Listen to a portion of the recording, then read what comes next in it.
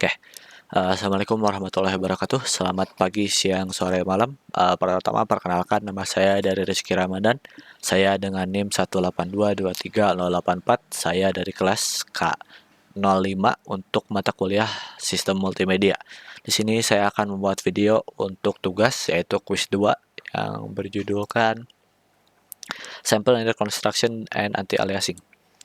Ya, bisa dilihat ini ada nama dan NIM saya. Oke. Next, ini adalah soal yang diberikan. Jadi di sini kita memiliki sinyal analog dengan fungsinya yaitu adalah XA terhadap T. 5 ditambah 4 sin 50 pt ditambah pi per 4 ditambah 3 kosinus 250 pt. Dengan sinyal ini memiliki sampling frekuensi sebesar 200 Hz.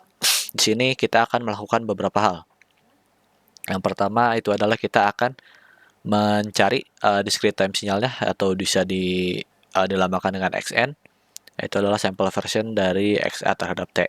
Lalu setelah itu kita akan plot analog sinyal XA terhadap T terhadap waktu. Lalu setelah itu kita akan plot sampel sinyal sebagai discrete sequence. Setelah itu kita akan ngedetermine DTFT atau bisa disebut discrete time Fourier transform dilambangkan sebagai X omega. Lalu kita akan melakukan plotting terhadap X omega untuk menganalisis komponen frekuensinya.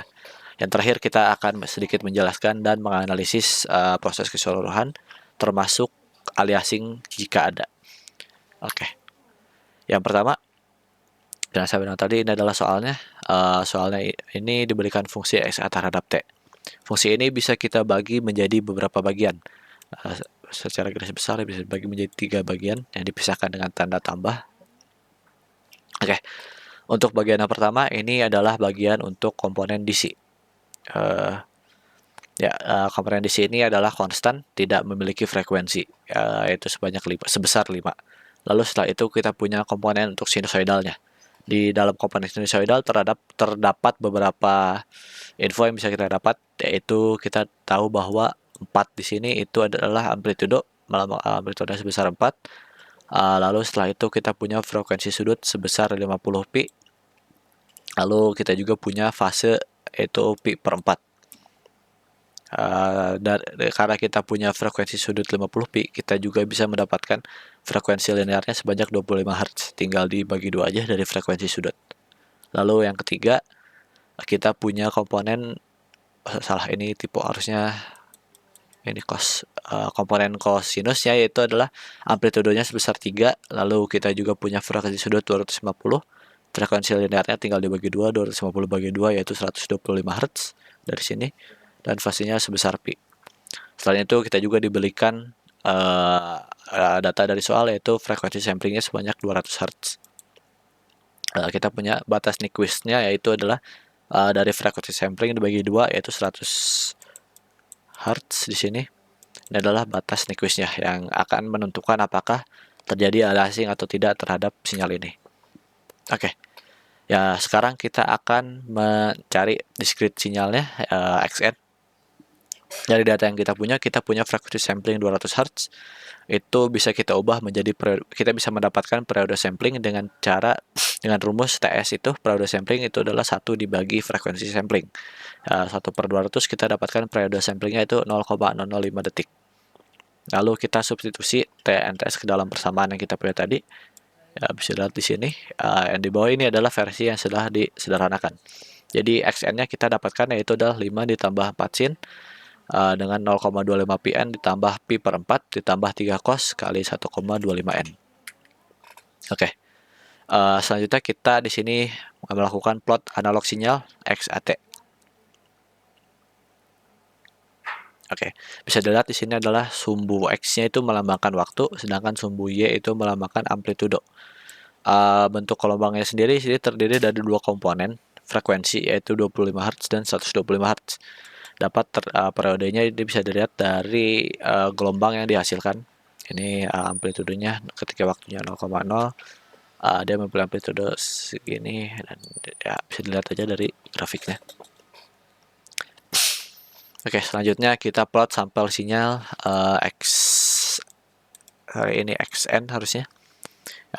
Ini dengan XN dengan sumbu X-nya yaitu adalah indeks sampel N dan sumbu Y-nya itu adalah amplitudo sinyalnya.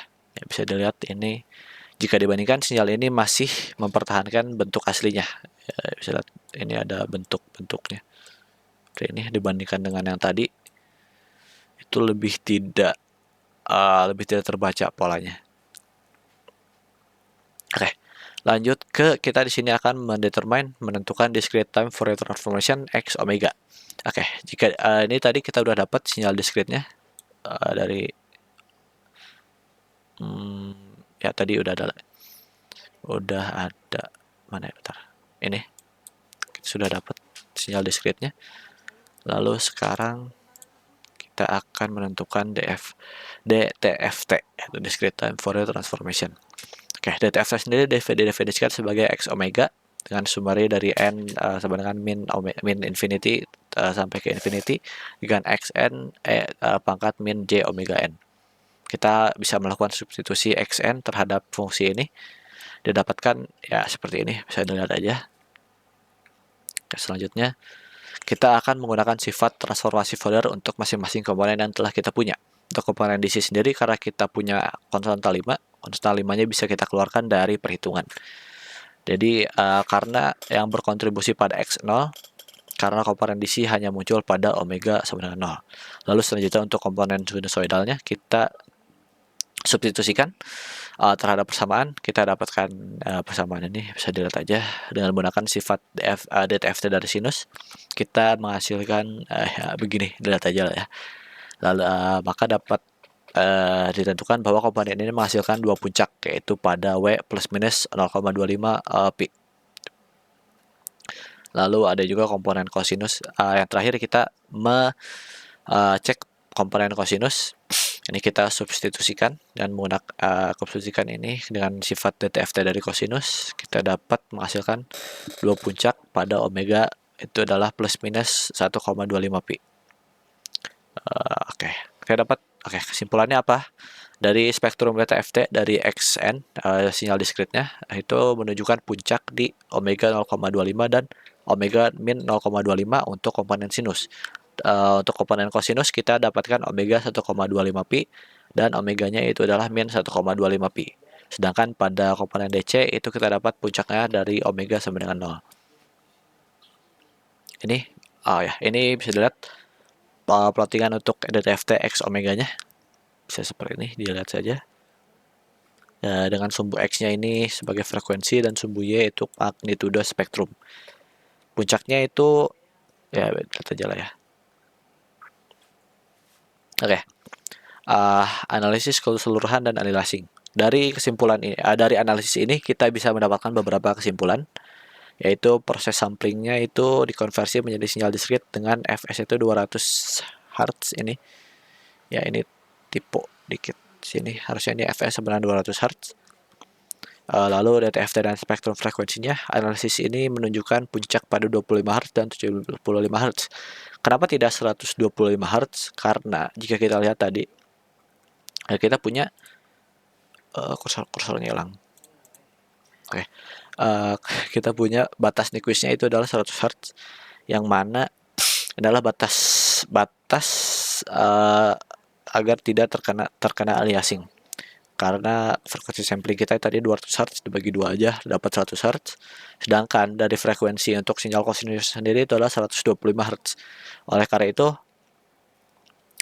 ini menunjukkan bahwa frekuensi sampling kita ini tidak cukup tinggi untuk menangkap seluruh informasi sinyal tanpa adanya distorsi, sehingga sinyal ini mengalami distorsi dan mengalami lipatan ke